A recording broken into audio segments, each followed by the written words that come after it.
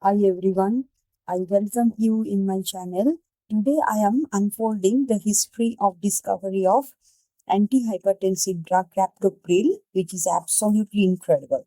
How deadly toxin snake venom, designed by nature, transformed into a game-changing drug to lower high blood pressure.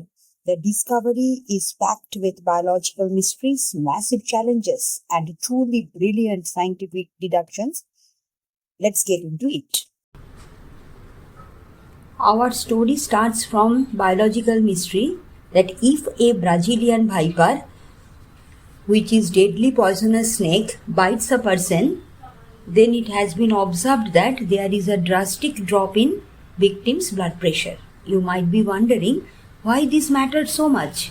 The answer is, if we understand the mechanism of dropping of blood pressure, then we can find out a miracle drug to lower BP safely.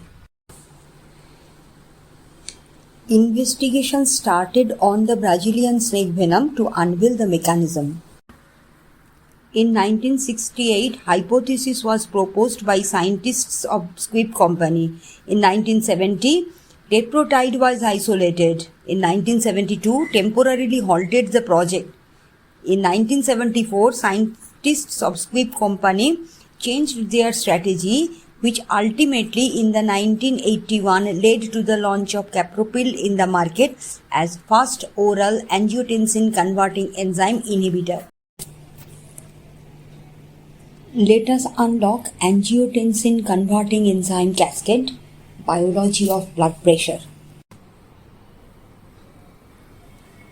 Let us first try to understand the angiotensin converting cascade, which is a part of renin-angiotensin aldosterone system inside human body. In step 1, renin comes out from kidney cap and interacts with angiotensinogen, which comes from the liver eventually. Angiotensinogen becomes angiotensin 1, which is a decapeptide having 10 amino acids. Angiotensin 1, on interaction with the enzyme, angiotensin converting enzyme gets converted into a octapeptide, angiotensin 2, which is the main responsible for vasoconstriction. This vasoconstriction leading to blood pressure hike brings a brilliant concept, the S inhibitor. If angiotensin 2 is responsible for high BP and S is the key enzyme to produce it, then by blocking S, we can open a new road to control high BP. In the 1970s, researchers isolated a promising S inhibitor from venom and named teprotide. Having 9 amino acids means it's a nonapeptide. Surprisingly, it has 4 repetitive units of prolines out of 9 amino acids. When pushed intravenously, teprotide really lowered blood pressure, a massive moment in history of medicine. But unfortunately, teprotide has extremely low oral bioavailability. It has to be injected to show its action. It is very absurd to push antihypertensive drug always, hence the project was sidelined. As angiotensin converting enzyme's structure was unknown, so the scientists of Squibb Company decided to refer structure of carboxypeptidase A to find S inhibitor. As CPA and ACE are both zinc metalloproteins and they belong to same family,